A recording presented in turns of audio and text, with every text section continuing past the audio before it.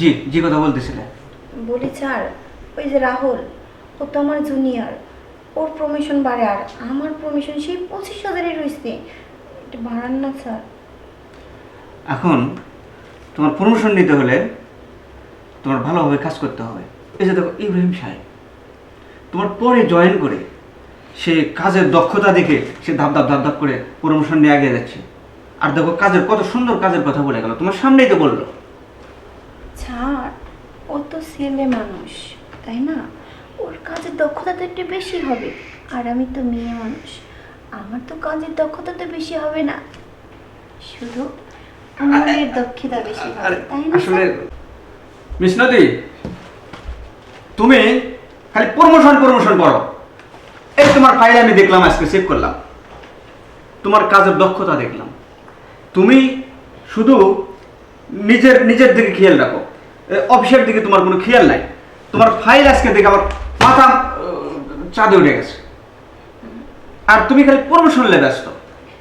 Sir, প্রমোশনটা দিলেই কাজটাও কি হবে?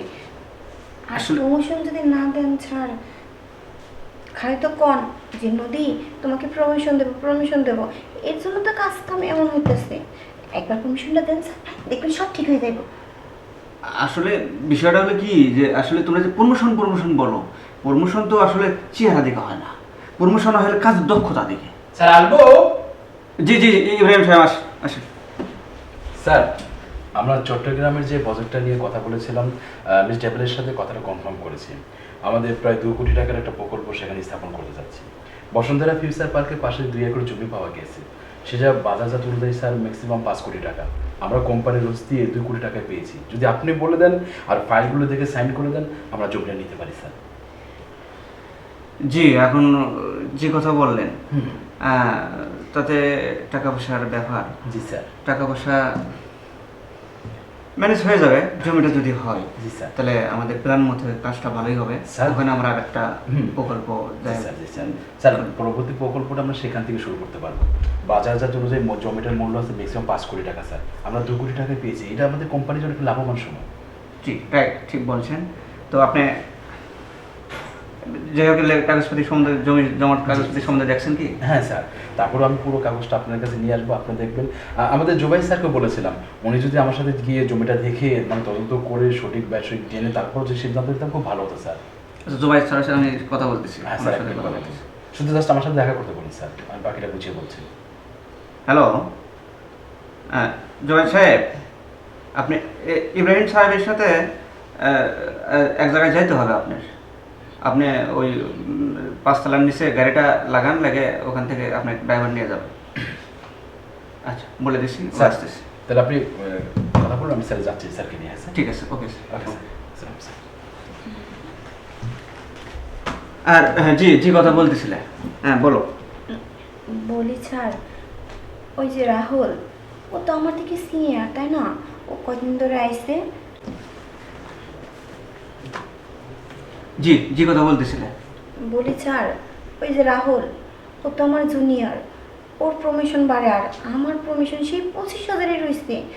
এটা বাড়ান না স্যার। এখন তোমার প্রমোশন নিতে হলে তোমার ভালোভাবে কাজ করতে হবে। এই যে দেখো ইব্রাহিম সাহেব তোমার পরে জয়েন করে সে কাজের দক্ষতা দেখে সে ধাপ ধাপ ধাপ ধাপ করে প্রমোশন নিয়ে এগিয়ে যাচ্ছে। আর দেখো কাজের কত সুন্দর কাজের কথা বলে গেল, তোমার সামনেই তো বললো। স্যার, ও তো ছেলে মানুষ, তাই না?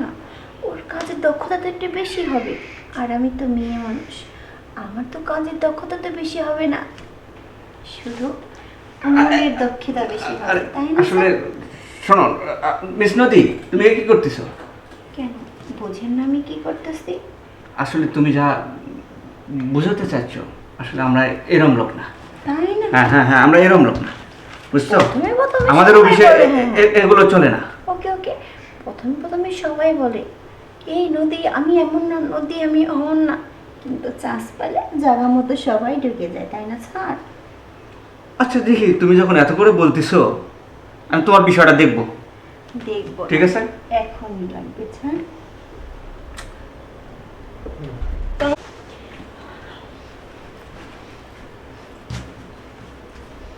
আচ্ছা ঠিক আছে, তোমার প্রমোশন যখন দরকার প্রমোশন করে দিলাম।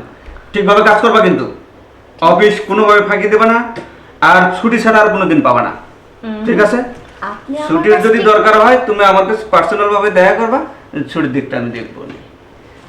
বলি স্যার, আপনি আমার কাজটা ভালো মতো করবেন, আমি আপনার কাজটা ভালো মতো করব। ঠিক আছে, এখানে আরেকটা সাইন করো।